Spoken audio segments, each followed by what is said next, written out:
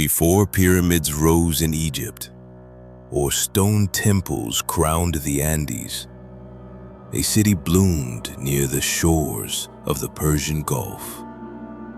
Eridu, the Sumerians said, was the first city ever built. The city of kingship, where heaven first descended to earth. The sun beat down on baked mud brick walls as priests in linen robes carried offerings toward a towering ziggurat.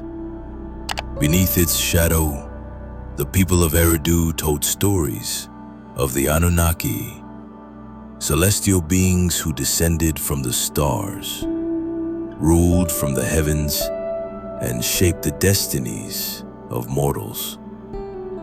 They were said to walk among men, but they were not men. They were older, wiser, possibly not even of this world. To the Sumerians, the Anunnaki weren't just gods. They were a divine assembly, presided over by Anu, the king of the sky. Under him were Enlil, the storm god and keeper of fate, Enki, the lord of water and wisdom, and Ninhursag, the great mother. Their stories formed a celestial bureaucracy. Anu ruled from above, Enlil enforced order on earth, and Enki, half rebel, half guardian, guided mankind through secret knowledge. When they weren't making or remaking humanity, they were charting the stars, deciding the floods, or casting judgment in the underworld. The myths weren't just stories, they were infrastructure. Every Sumerian temple, festival, and law echoed the hierarchy of these gods. The world made sense because the Anunnaki ruled it, from the sky down to the soil. In the sacred city of Shuruppak, a man named Zeusudra received a warning from Enki. A great flood was coming, sent by Enlil to silence mankind's chaos. Following Enki's instructions, Zeusudra built a vessel to survive the deluge. When the waters receded, the gods gathered, shocked by the devastation. Enlil relented, Enki was praised, and mankind was spared. But the message was deeper than survival. The Anunnaki in these myths weren't omnibenevolent creators. They could be ruthless, divided, even frightened. Their powers came with imperfection, just enough mystery to blur the line between mythology and something stranger, something possibly historical. Millennia later, in the 19th century, European archaeologists dug into the dusty mounds of Nippur, Ur, and Nineveh. What they unearthed would shock the academic world. Tens of thousands of cuneiform tablets, many over 4,000 years old. On them were hymns, star charts, tax records, prayers, and epic stories of the Anunnaki. Scholars found ancient myths that closely paralleled biblical tales. A great flood, forbidden knowledge, a paradise lost. These weren't simple folk tales. They were blueprints, detailed cosmologies that painted the Anunnaki not just as gods, but as rulers, judges, and architects of human history. In the 1970s, a radical idea took shape. Author Zecharia Sitchin proposed that the Anunnaki weren't just divine metaphors. They were extraterrestrial visitors from a distant planet, Nibiru, that entered Earth's orbit every 3,600 years. According to Sitchin's interpretation of the Sumerian texts, the Anunnaki arrived on Earth searching for gold, a resource needed to repair their planet's failing atmosphere.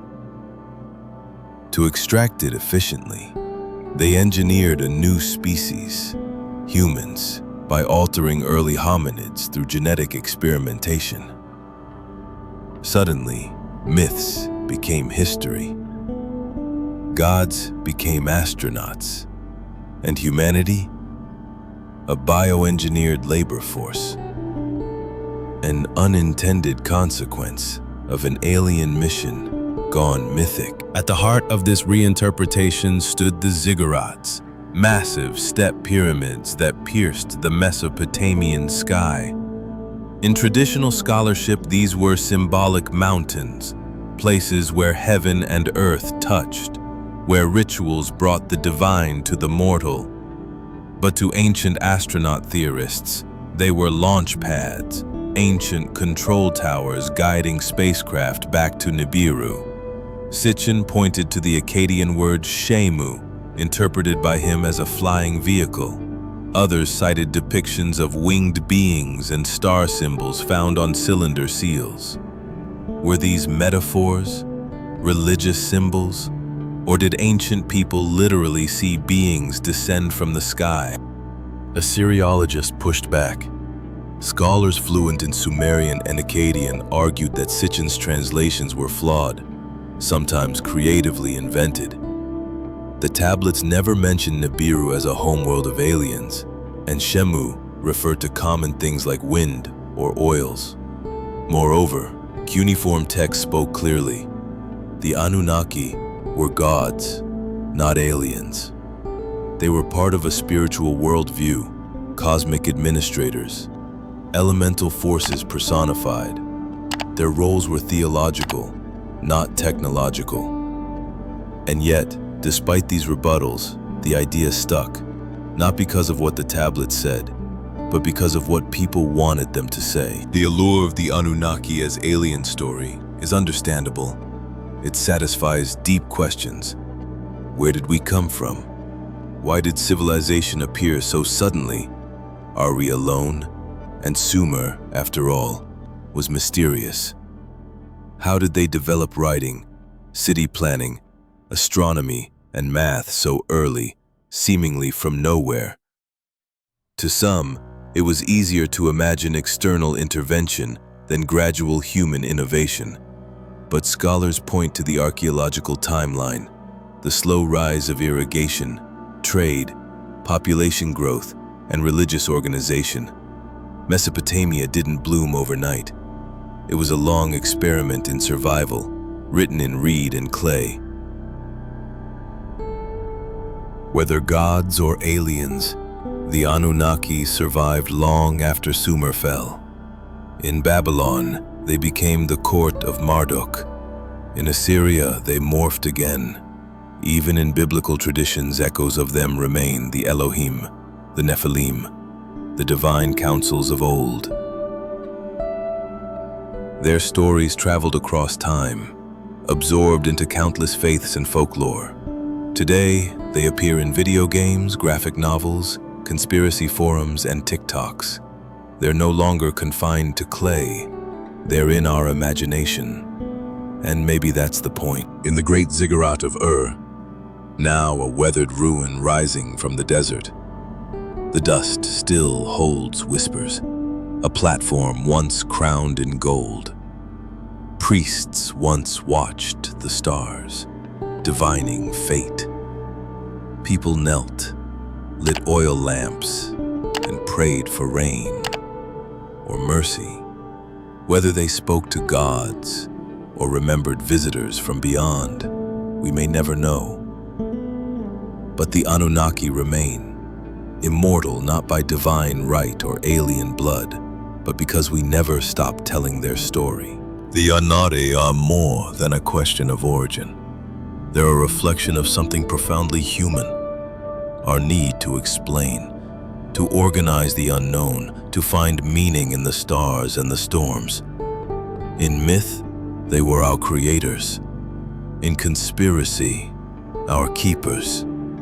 In history, they were the symbols of a people shaping their world with mud brick and starlight.